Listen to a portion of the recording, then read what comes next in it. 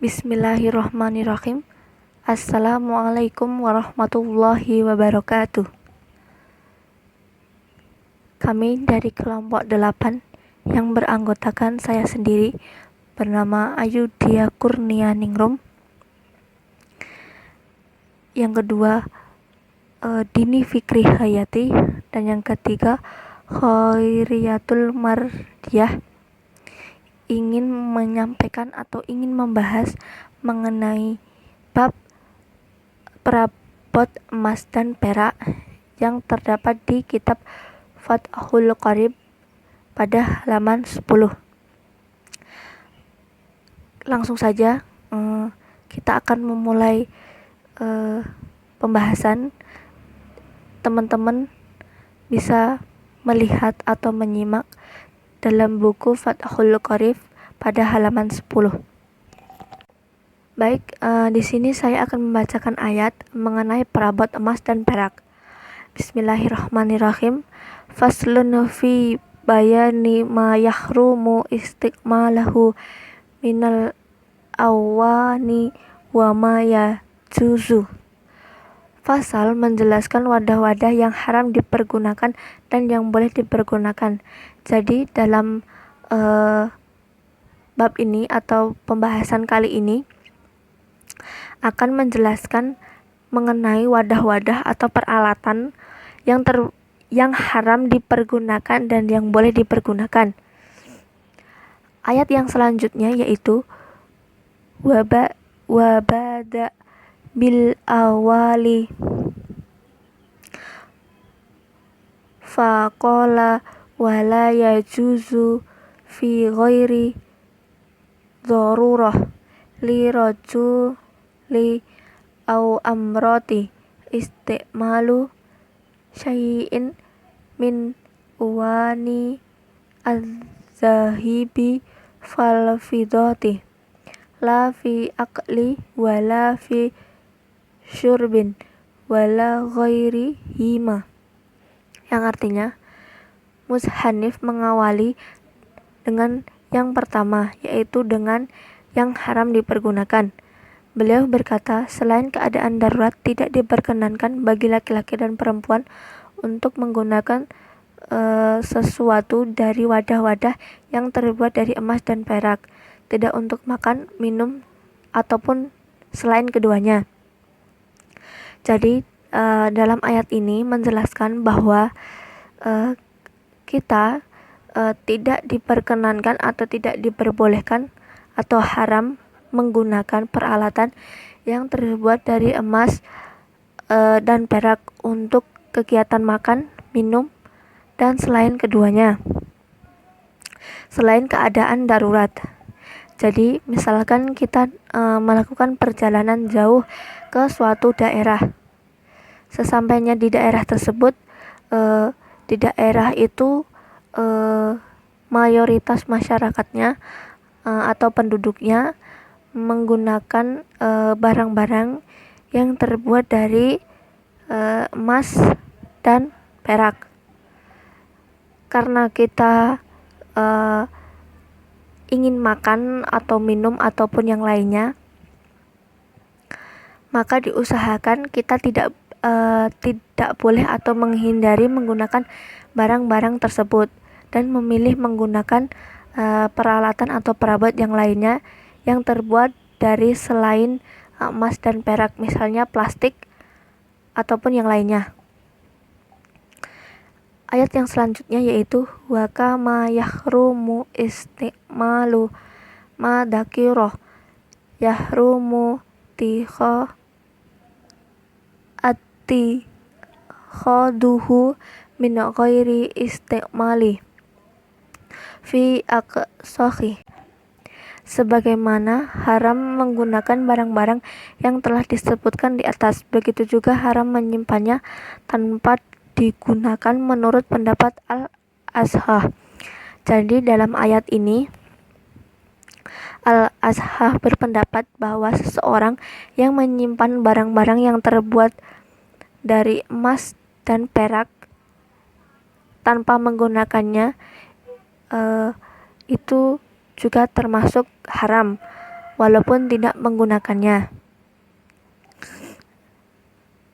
Al-Ashah juga sependapat dengan Mushanif yang tidak membolehkan atau haram seseorang menggunakan peralatan atau perabot yang terbuat dari emas dan perak kecuali dalam keadaan darurat, baik itu laki-laki maupun perempuan.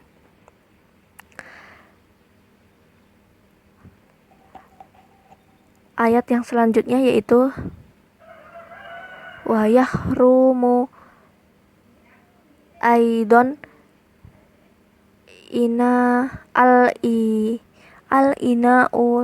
al-ina'u matoliyun bidahabi au fidotin inna khasula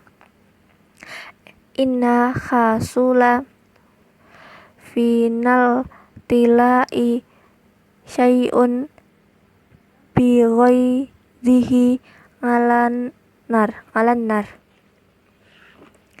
Penyempuhan dari ayat di atas yaitu yang artinya dan juga haram menggunakan wadah yang disepuh dengan emas atau perak jika ada sepuhan yang terpisah seandainya dipanggang di atas api.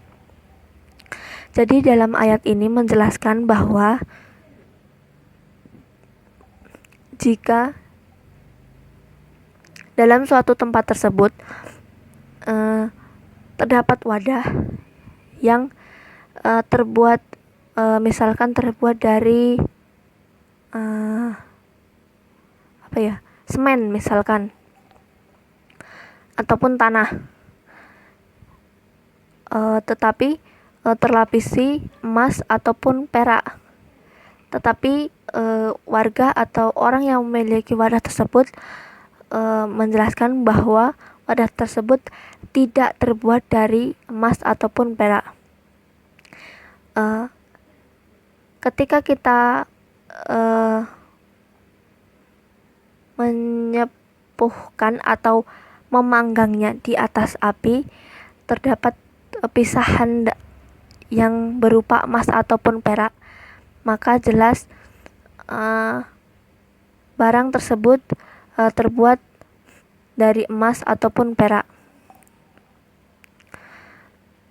Wadah selain emas dan perak yang selanjutnya yaitu waya juzu istimalu ina'i ghairi hima ghairi al-zahabi wal fidati minal awali at-tafishati kainai yakuti. Wadah selain emas dan perak dalam ayat ini artinya diperbolehkan menggunakan wadah yang terbuat dari selain keduanya, yaitu selain emas dan perak, yaitu wadah-wadah yang indah seperti wadah yang terbuat dari yakut. Nah, jadi dalam ayat ini menjelaskan mengenai wadah-wadah yang boleh dipergunakan selain wadah yang terbuat dari emas dan perak. Misalnya wadah yang indah seperti wadah yang terbuat dari yakut.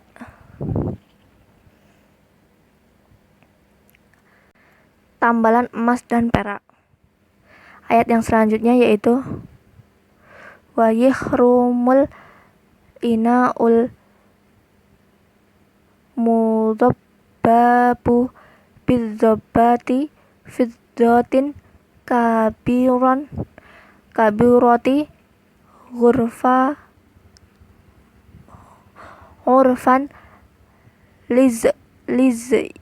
liznatin.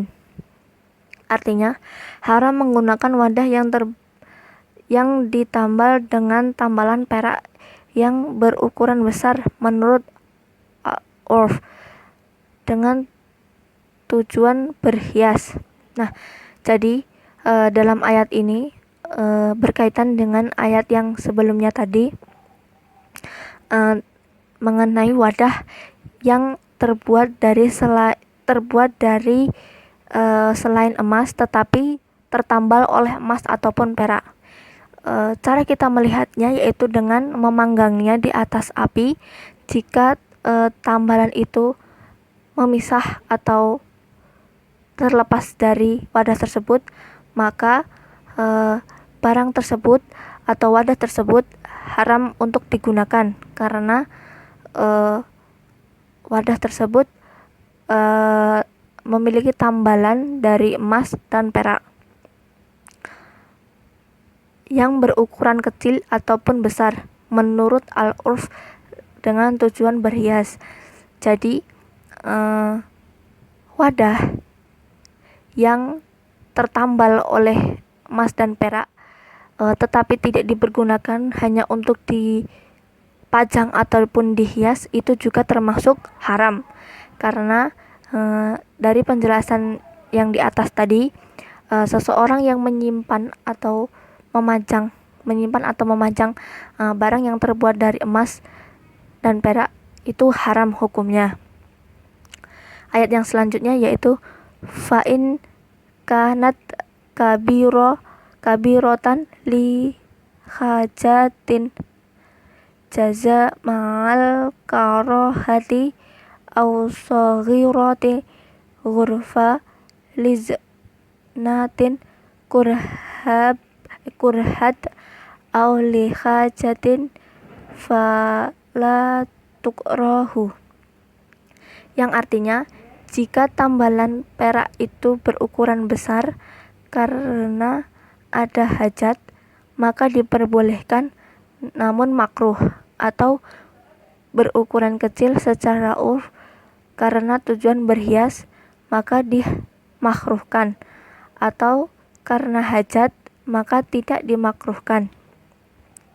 Jadi dalam ayat ini menjelaskan jika suatu barang atau wadah yang terbuat selain dari emas dan perak namun memiliki tambalan dari emas dan perak, maka diperbolehkan menggunakannya tetapi hukumnya makruh, tidak haram tapi makruh. Atau meskipun tambalan tersebut besar ataupun kecil, namun secara urf barang yang memiliki tambalan atau lapisan emas dan perak kecil, berukuran kecil misalnya, karena tujuan berhias, maka hukumnya juga dimakruhkan, atau karena hajat maka tidak dimakruhkan. Ayat yang selanjutnya yaitu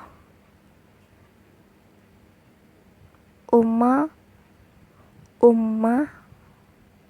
dobatan az-zahabi fatahrumu mutlaqo kama sohahahu an-nawawiyun, yang artinya adapun tambalan yang terbuat dari emas maka hukumnya haram secara mutlak sebagaimana yang disyahkan oleh Imam An-Nawawi. Jadi barang yang terbuat dari selain emas dan perak namun memiliki tambalan berupa emas dan perak, maka hukumnya tetap haram secara mutlak. Pendapat ini disyahkan oleh Imam Nawawi. Sekian yang dapat saya sampaikan. Apabila teman-teman memiliki pertanyaan, silahkan ditanyakan dalam kolom komentar ataupun dalam grup yang sudah disediakan. Saya juga minta maaf selama saya menjelaskan mengenai arti atau pengucapan kalimat atau pembacaan ayatnya salah, saya mohon maaf. Sekian, wassalamualaikum warahmatullahi wabarakatuh.